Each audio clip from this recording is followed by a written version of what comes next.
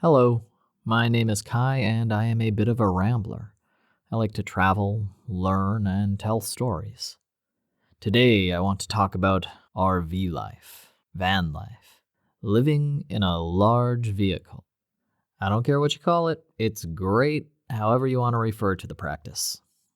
Truly and genuinely, right next to hammock camping, one of my favorite modes of life. I basically have no complaints about living in an RV. I guess if you're still living in the country you're from, you're still paying taxes. But with no rent, that more than evens out. An RV costs the same as car camping, but you get so much more. And I like that extra space. I understand car camping enthusiasts because I lived in my SUV for a while, and I liked that too. But the benefits of RV life for me outweigh the simple convenience of car camping. So let's go over a few of those. With an RV, you get to organize everything. When I was living in my SUV, I had space for what I had, but there just wasn't enough room even with the back seats taken out. And legs put under the bed that I built so that there was plenty of room underneath. There's just not enough room for everything. Like all of the basic minimums that I like to live a comfortable life, including a shower. So yeah, with an RV, I have more than with a car, I had every single spot was filled up with stuff. With an RV, I had one drawer that was like filled with stuff, and then another for tools, and then I had like 16 empty storage spaces, just giant, and I could organize everything. Everything had its own place, and I liked that a lot. I'm just going to talk about my own RV when I mention the benefits of RVs, because I didn't buy a super special, amazing RV. An electrician was selling one. He replaced the alternator, which was totally broken in it, and then sold it to me. That's basically it. I got it for $4,000. So, and it drove, and then I had problems with the batteries, and I fixed those, and I had a problem with the fuel pumps, and I replaced those, and so, like, it wasn't the best. It wasn't some $40,000 new RV.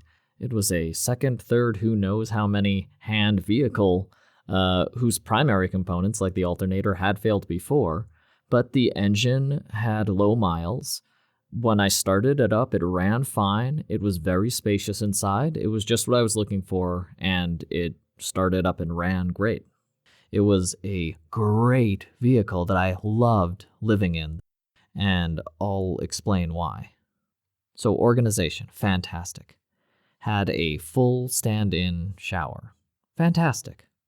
Actually, it had the shower area, and I had to put in a cyclic shower with a filter in it myself, but now I know a new type of shower that I really like. Full kitchen. So mine was hooked up to gas, and all of the utilities ran off of that, the fridge and the refrigerator, via the onboard refillable propane tank.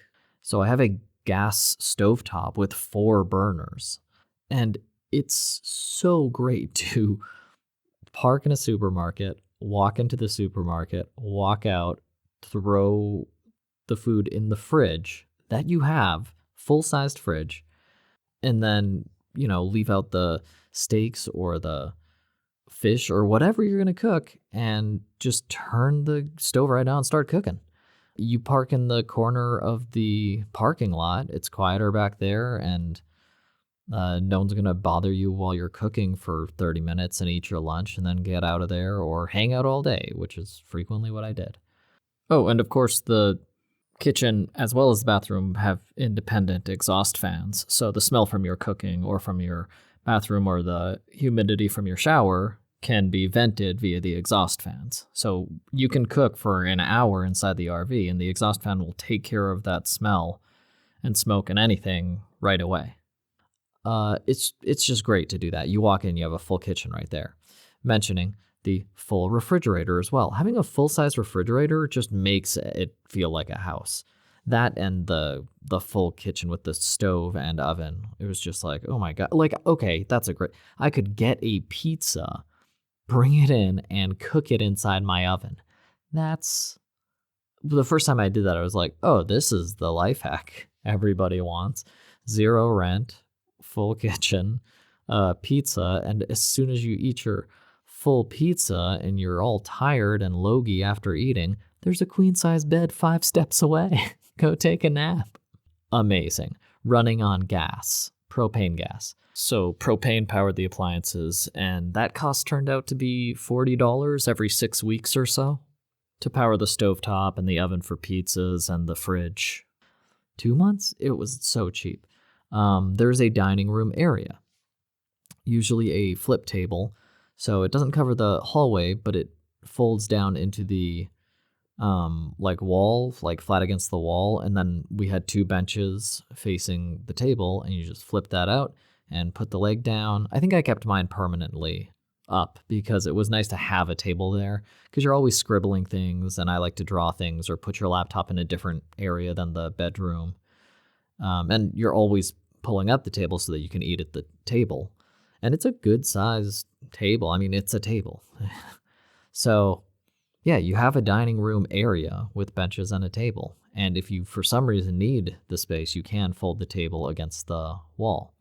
Even driving is better than a regular car for me because the area is so much bigger, it's so much more spacious, and you're a little higher up, so you have a much better vantage point, and the windows are huge, so you have way better perspective on everything. And I had a Class A motorhome. Class A, B, and C refer to the body of the motorhome, how it physically looks.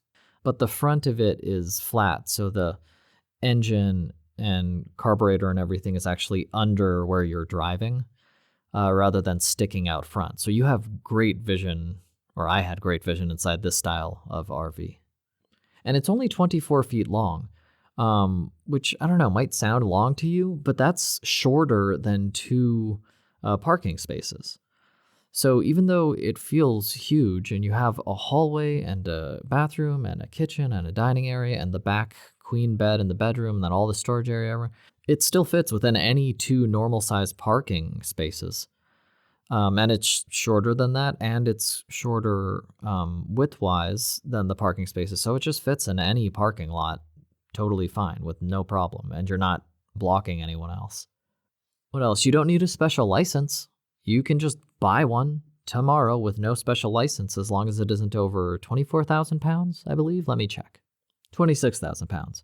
So as long as your RV is less than 26,000 pounds, and my 24-foot RV was only 12,000 pounds, you're good with your driver's license. You don't have to get a commercial driver's license or any heavy machinery vehicle. It's just a bigger car, but it's the same width as other cars. It's just a longer car, really. A longer, taller car that you get to walk around in, eat in, have a beer in legally, although boy, do cops not know their own laws. And another thing that just, all these things sold it. Like full oven, gas burners, sink, full-sized refrigerator, all that stuff is so great. And there is room for a queen-sized bed in the back. I actually could have put a king size. I didn't realize it at the time. But yeah, I had a queen-sized memory foam mattress in the back. And like I said, after you eat and you're like, oh, time to go to bed, stumble 5 feet to the west, my friend, and there's a comfy memory foam mattress waiting to embrace you. It's great. It's great. I love it. And if you ever don't like what's happening, you just drive it away. You drive it away from that situation. If you happen to be in the US and someone decides to shoot someone else in the head for a parking space, which happens in the US, you can just drive on out of there. You have everything, all the modern conveniences of a home, and then you can just go anywhere you want with it, which I'll get into more later. Okay, let's talk about also interior decorating. You can make it look exactly like how you want. I loved decorating the inside of the RV with the holidays, whether it was Halloween or Christmas. I totally decked it out. So when our friends would come over or me just walking inside, it felt like a Christmas RV all of a sudden, like with a I didn't have a tree in it, I don't think, but I did make a tree collage on the full-size refrigerator, and then I put, like, garlands up and, decorations up, and I do that for Halloween and Thanksgiving and everything, and it's so nice. It's so festive immediately because the space is smaller, but you're still standing and walking around in a home completely decorated, and all the decorations are right next to you. I really like that. Interior decorating, a good time. And like I said, you can organize anything you want. Um, Solar electricity. Yes, cars are, a little more reliable. Their engines aren't under the strain of so much weight. So a lot of the parts will last longer than in RVs. But being able to put 3 or 4 solar panels smack on the top of your RV with very little fuss and so easily route the wires inside so you just have free electricity all the time is so cool. I put solar panels on top myself and I have free electricity after that. It's fantastic. Storage space, it's crazy. I've never known someone who uses up all their storage space in an RV. It's just there's so much space in an RV and you really need so little. And that becomes apparent, I think, when you're in an RV. Now, the flip side of that is that you can start accumulating things maybe you don't need, but things that are particular to you that you really want. So I really wanted a stand-up shower instead of just doing a sponge bath like my girlfriend recommended at the time. She was like, it's too much work. Don't set up a shower. But it's a pump, a filter, a hose, and a shower head. Like, that was it. So I made that, and then I had a stand-up heated shower. Oh, and since I mentioned the shower, I should talk about the bathroom situation, which for us turned out to be the exact same as car camping. Just supermarkets, libraries. There's so many public bathrooms in the States that we would just use public facilities. It never turned into more of an issue than that. Other projects, though. Solar farm, that was my thing. I really wanted free electricity. I just didn't ever want to think like, oh, my laptop's going to run out of battery. I have to wait until I can recharge while I'm driving. So the alternator's providing, like, I don't want to think about that. So you can put your solar farm up on top and then boom, you got electricity forever. You got a windmill if it's nighttime for extra electricity. It's just great. You can do anything like little projects that you want to do. You still have the ability to do the projects that are fun to do in a home, like making your own little workshop or whatever. So it's fun. It's great organizing that space how you want it. And it's a smaller space, so you finish those projects sooner. I'm going to put up the solar farm. Okay, I can only fit 4 on the roof, so you can't do more than that. So it's not like, how many should I put on? It doesn't matter. You can only have 4, and that's more than enough electricity for anyone. So do that. Do you want a different bathroom?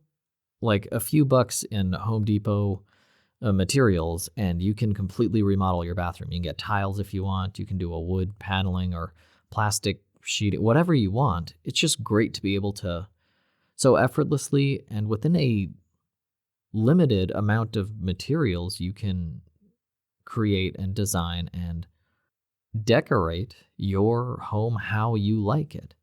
Do you not like those 2 couches? There's like 4 bolts. So you remove those bench couches that have a material you don't like, and you bolt in a different one, the one you do like, that's leather or whatever. What else is great about an RV, particularly over car camping, is that you can have company and guests and show them around, and you can cook for them, which I liked to do. It was great. And they'd be like, you have a oven and a stove top and a full-size fridge? And you're like, yeah. And then you cook my favorite sliced pork heart. No, that was beef heart, actually. Sliced beef heart, fried and also marinated in a Chinese hot pot base soup. So rather than in a hot pot itself, when you fry it and simmer it down, it's just a super, super strong spiced fried meat. It's fantastic. And was gone instantly. We actually took that to a party another time, and it was the first dish that was wiped out before anyone touched any of the other dishes. It just got destroyed. And I can cook that dish for my friends in my home. And I could bring over that food fresh, piping hot. There was a party. We drove to their house, parked on the side of the road, and it's not wider than a normal car, so you're not breaking any laws by parking on the side of the road in an RV. Cooked this great meal, took it in, had fun at the party, and when we're all drunk and wasted, we don't have to think about driving. We go outside and take a shower and then pass out in the nice memory foam mattress in the back. Storage space. Your tools, your anything. Like I said, any project you want, there is storage space to organize it. It's just shocking how much space there is in a 20-foot vehicle. It seems like more space than a house, I think, because whenever, like if a fan broke, right, and I'm living in an RV at the time, I'm not going to keep the fan. I'm not going to put it in a closet and think maybe I'll fix that later, like I might do if I was in a traditional house. I'll throw it up on Craigslist for free or toss it or whatever. But I just got rid of it. You don't keep the big things that obviously clutter. And the clutter is easier to see in a smaller living area like an RV. And since you don't keep those big things that you never look at again, that fan's going to be in the closet in your home for 15 years now. Since you don't have those things, or since I didn't have those things, I just had so much space for what I did want in the home. Tow trucks can still pick it up. Oh, that's amazing.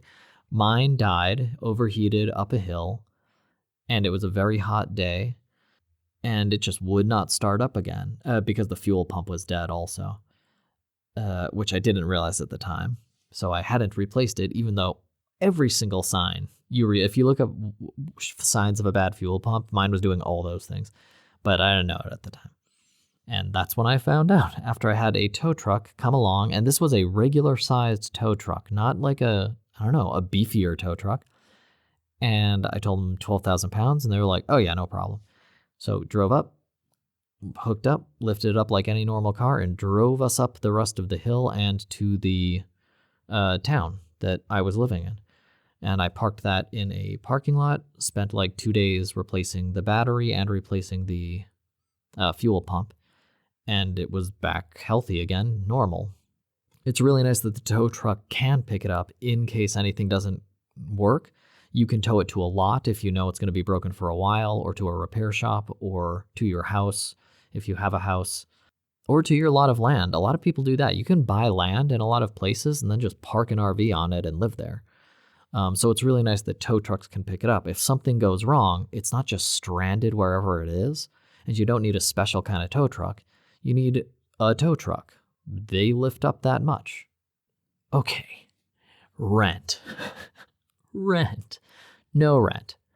Imagine you just paid 1 or 2 months of rent every time you moved into a new apartment.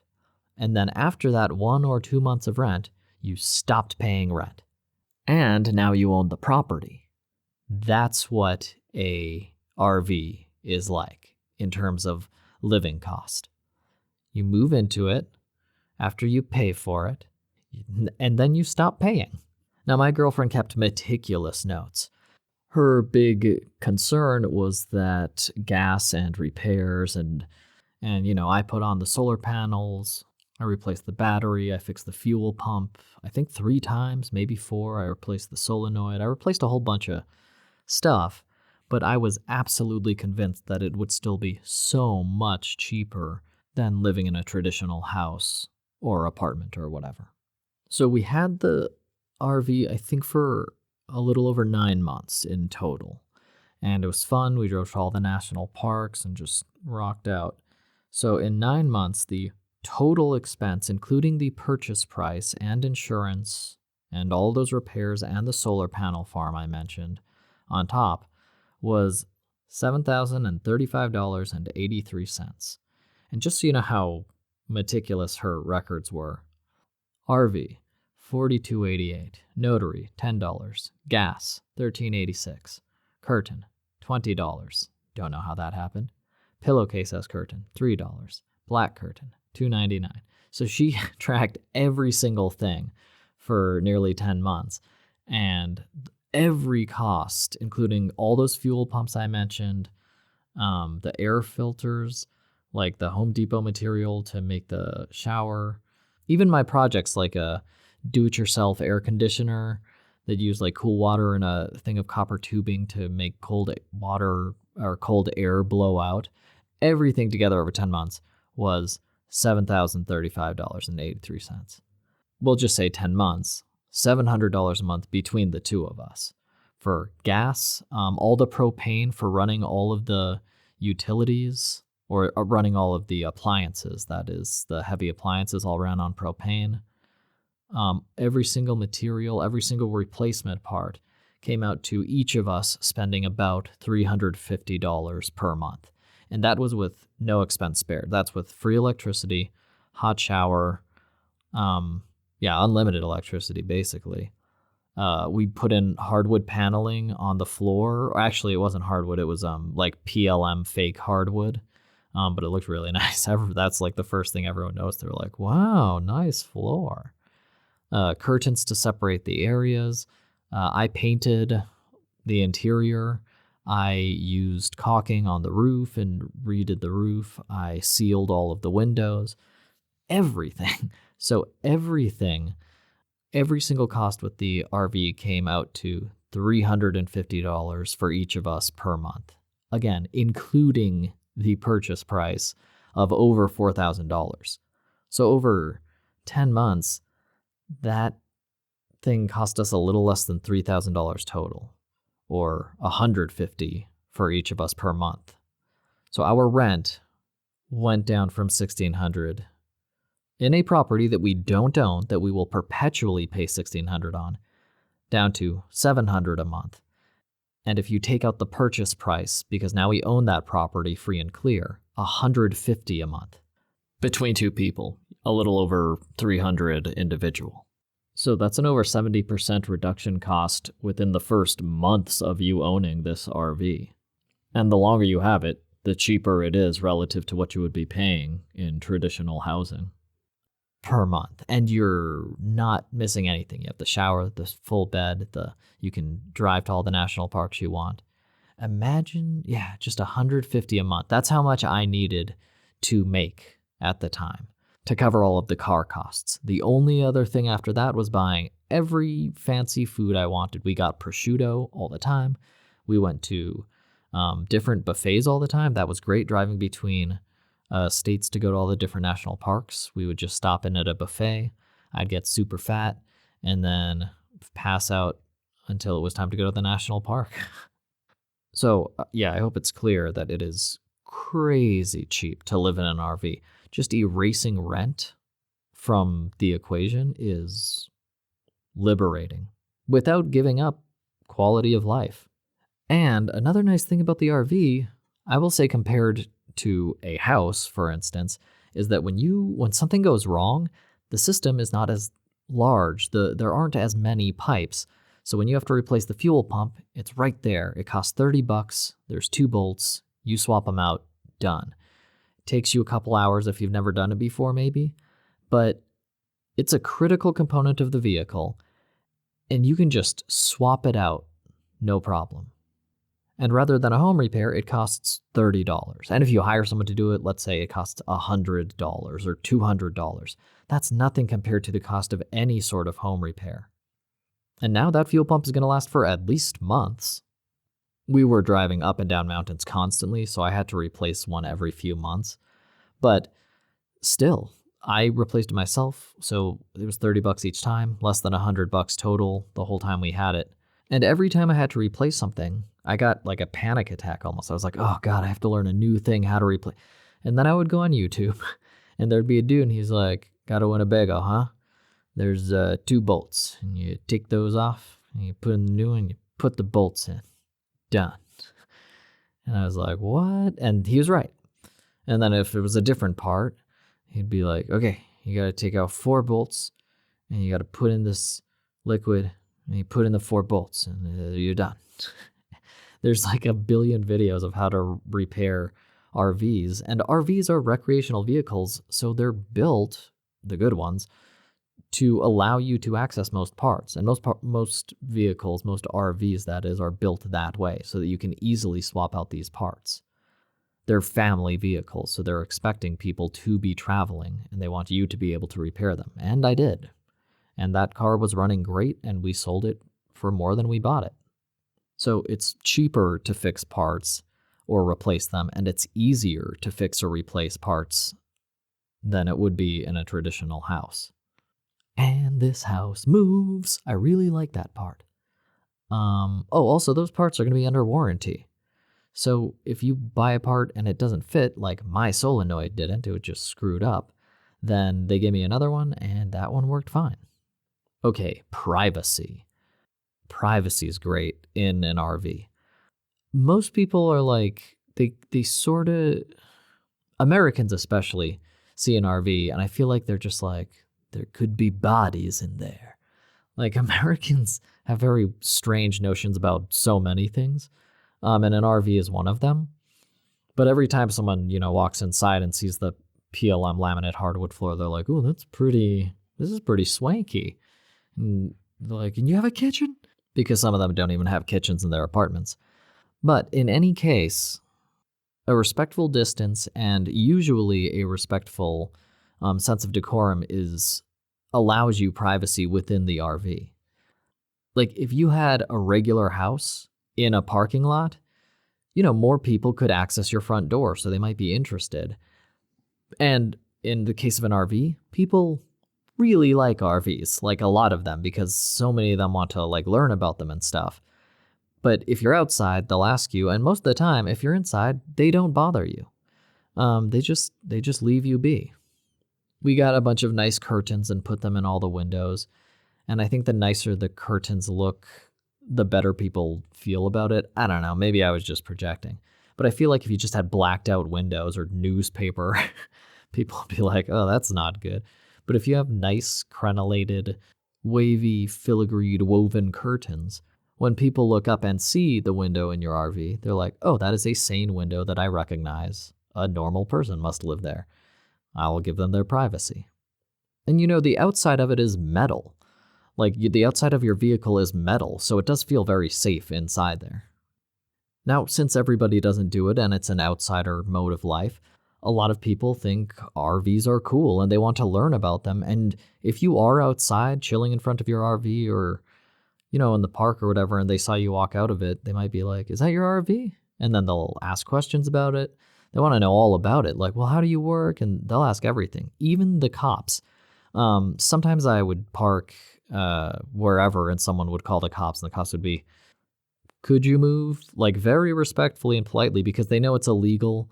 But if we moved, it makes their job and life easier because the 80-year-old peeking through won't bother them anymore. But those conversations very often turned into 20-minute conversations with the cops. We're like, "Really? Well, I've been thinking about how much is it?" And then "How do you do your job?" And I was like, "Well, I have a little office. I can teach English online." They're like, "From where?" I was like, "The laptop. I have solar panels on top, free electricity." And they're bowled over. They're like, I don't know. I want to take a shower." You're like, "Yeah, I have a free hot shower too." "Well, it's good to have a dinner." "Yeah, I have a full kitchen in there with a full-size refrigerator." So all of the conversations are very validating because there's no common complaint, or rather common anxiety that someone brings up that you're not immediately like, "Oh yeah, I have all of the normal stuff.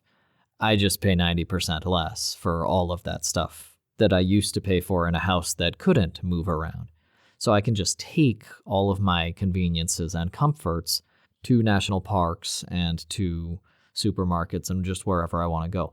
Oh, also, I should mention, there was a trailer hitch on the back of mine, so I carried my electric bike around, which had a 200-mile range. I charged it with the solar panels while it was on the back of the RV, and then when we got to Zion or another national park, we took down the bike, which has a little ramp to come off, and ride around the national park and then put it back up when we moved on.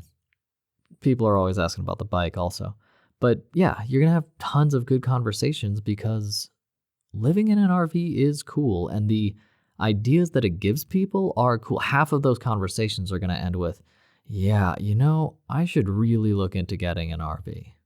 Even if they have a house, they might live in the house the rest of their life, but just the idea that you can carry a tiny house with you is very appealing to most everybody, especially when they find out how cheap it is and how simple it is to maintain.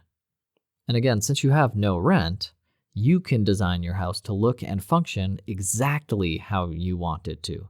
Your tiny home can just be exactly how you like it because there's no rent. So you have so much extra money for the projects or for maybe the decorations, but more like the functionality of your house that you want. Do you want an AC? You can afford a nice, comfortable AC that'll be powered by the solar panels. You can plan out all the wattage and everything so you won't damage the batteries overnight. And you can live like that. Even if the AC costs a little more up front, if it's $600 or something like that, that is a one-time purchase with years of warranty, powered by free electricity that controls your climate for you. And every month you live in it, it costs less. You buy this new AC unit, like made for RVs, let's say. I don't even know if that's a thing, but let's say there's a window split AC that's made for RVs, so it's slim or something. It's $600 up front, it's like high efficiency, whatever the heck, low wattage. The first month, that costs $600 for you. The next month costs $300 because you had it for 2 months. And after 6 months, it costs $100 a month for your free climate controlled house this whole time. After a year, it costs $50 a month. Like, you can do the math. But that's what's so great. You have the money to spend on your luxuries and conveniences and projects, and every month longer you stay in the RV, that project, it costs half as much, or it costs a third as much, and it just keeps getting cheaper the longer you have it. It's very easy to set up a separate workspace too, because you can put curtains, wherever you want to. So you can have a home office in your RV, and you can have it at the dining table or up front in one of the seats, and you can put a little desk on the dashboard, or you can have it in the back and put up a little shelf next to your bed and have a laptop shelf and, keyboard shelf right there. So it's very easy to set up a home office in your RV. So if you have remote work, done. If for whatever reason you don't want to just lounge on your bed and do remote work on there, which is very comfortable. Do you teach English online? Guess what? You can't really do that in a car, but it's very easily done in an RV. Okay, and then free camping everywhere. So at the national parks, you can pay not much, it's like $10 a day or something, sometimes less, to sleep over at the national parks in a vehicle.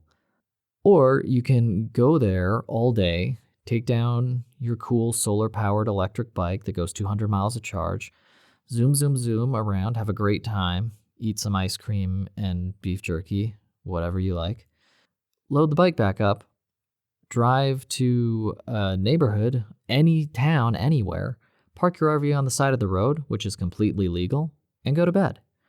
Now, because you're saving so much money, $10 a day, $300 a month, not a crazy expense if you want to live in the national park. But if there's a town 15 minutes away and there happens to be a buffet in that town, then why not spend all day at the park and then eat at the buffet and sleep for free on the side of the road, which is exactly as comfortable as you would be if you were sleeping in the national park. I really liked that. It seems like a large vehicle, but it's only 2 times as long as any other regular vehicle, maximum. And it's not wider. So when you park it on the side of the road, you're not blocking more than any other car would block the road parked on the side of the road. So I would drive into a neighborhood. I'd look for a road where there were cars already parked. My favorite thing, if there's a tree, then I'll park right behind that. So it's kind of obscured from the view of the house. But if there wasn't a tree, I just parked there anyway and almost never got the cops called. That happened like a couple times. But yeah, if you're blatantly doing it in front of a suburban neighborhood, someone might complain. The cops will politely ask you to leave, even though it's legal. And you can leave because whatever, you go around the corner and then it's fine. Or you drive 5 minutes away and it's fine. And that happens extremely rarely. What's much more likely, I like finding a wall or a tree, and I just park next to that. And when I've never been asked to move when next to a residential wall or next to a tree. Never. So I would suggest that if you're concerned at all about stealth camping, which is not as important as people make it online. But for me, I don't know. I just liked thinking like, well, I'm not bothering them by having a vehicle show up and park in front of their house because they can't see me through the wall. So yeah, you park next to a wall or a tree or anything, or just on the side of the road anywhere, and your house is as secure as it ever was, as any other regular house is. But it has metal on the outside. I actually was right next to an RV park once, and I can't remember why, but we were very tired and we were like, let's just stay at the RV park. I mean, why not? I figured it would be $20 a night or something because, they had showers and there was waste disposal and all that kind of stuff. So I called them up, sitting outside in the RV, and they're like, oh yeah, $45 a night. And I was like, what the 4,500? And there were no monthly rates. It just cost, $1,300 a month to live in that RV park. I was like, what's the point of getting the RV if you still have to pay normal rent? So I started checking other RV parks. $2,000, $1,600, like really the same amount of rent that everybody was paying in their apartments and everything. And these RV parks are in the middle of a town with regular streets. And so instead of living in that RV park in a town we really liked and wanted to stay in a while, we just drove onto the street each night and went to bed. And that's actually how I learned to ask cops for the good spots. Because we were in the parking lot of a supermarket and it looked empty and there were no signs that said you can't park here overnight. And I was like, yeah, whatever, we'll just stay here. And I started going to bed and then blue and red lights and I was like, oh man. And outside there was a cop car and then there was another cop car and 8 cops got out and they all started talking with each other. And I was like freaking out for 15 minutes. And I was like, when are they going to knock on the door? And they just kept doing whatever, just talking to each other out there, nodding and like glancing at us and whatever. And after 20 minutes, I was like, okay. And I just went out myself and like, hey guys, is it okay to park here overnight? And they were like, oh yeah, this parking lot's public use overnight, so it's fine. You can stay here whenever and as long as you want. Okay, thank you. And I went back inside. So the next time, some old lady called the cops on me when I was parking in her neighborhood. I was like, is there a spot around here? And they were like, yes, there's actually a vacant lot right behind the supermarket and you can stay there forever. Like it's totally fine to just park there as long as you want. Don't cause any trouble or anything, but that's a vacant lot that it's perfectly legal to stay in. And I lived in that vacant lot for like 2 months. I mean, I drove the car around town and went to different places, but whenever it was nighttime, I went to that quiet spot, went to bed, and I never got bothered there. So if you do have to talk to the cops and you're gonna stay in a town, you might as well ask them like, hey, is there a spot that I can get out of the way and is okay for my vehicle to park longer term? Cops always answered me with the information they have. They either didn't know, but more usually one of them was like, oh yeah, there's that parking lot's open all night. That parking lot is a vacant lot. You can just go in there. So I think they know the spots. You might as well ask them if you're talking to them anyway. I think they'll be happy to get you to a spot where they're not going to have to spend time asking you to move even though you are legally parked. It is usually illegal to sleep on the roads in a vehicle, but it varies state to state. It's this whole thing. But I think the cops will be happy to tell you the information they do know. Yeah, so I would say don't live in RV parks. Just keep parking on the side of the road. And if someone asks you to move a few blocks over or drive 5 miles to the next neighborhood, and you'll be golden. I was in a public park that I like to drive to every day, and I could actually plug the RV in and run the native AC that was built into the RV. But I really liked this park, and so I went there a few days in a row, and we had a hot pot on the picnic bench, and I plugged in the AC, when we were back inside, and we just chilled in the AC. And I think I did that for like 3 days in a row or something. And this old Karen started, cussing me out and telling me that it was illegal to park there. And I was like, nope, this is a public park and a public vehicle. There are vehicles right there parked here. And she was like, yeah, well, I pay taxes, and started walking away. I was like, that's cool. Everybody pays taxes. And then I parked there for like an extra 2 weeks because the cops came once and they were like, hey, this lady's complaining, but this is legal, so you can be here. And I made sure to wave at her every time I saw her in the morning. That's maybe the most antagonistic I ever got in the RV. But look, if you're not bothering anyone, people shouldn't bother you. So RVs are great. I obviously love them. You can have an AC, a heater, full kitchen, the sink, the shower, stovetop, queen-size bed in the back. Everything's easy to fix on an RV. It's so cheap compared to the way that most Americans live. You can visit all the national parks. People are going to want to have really interesting conversations with you. You can design it exactly how you want. Free utilities. And the longer you stay in a place, the more comfortable people are with your RV and the more used to it they are. It just becomes a normal part of their cultural community fabric. So living in an RV is great, and I recommend it to anyone who wants to stay in the States and stop worrying about money. RVs are a pretty good option, especially if you work remotely. Yeah, get the RV. I knew a couple families who lived in RVs, and if you have a family, yeah, you can do it. They barbecued every other night. We went over for barbecuing marshmallows one night. It's just a very comfortable lifestyle that is essentially free after the initial $1,000 to $4,000. In fact, let's close out this episode by looking at a few RV listings. Right now, beginning of 2025 prices for RVs. Okay, this is pretty cool. I've never seen this. 1993 Coachman. They cut off the last 7 feet and made it into a wooden deck on the back. So you walk out onto a deck. That's pretty cool. That is $1,500. Runs and drives well. And these descriptions, I've never been to one that says runs and drives well and it doesn't run and drive well.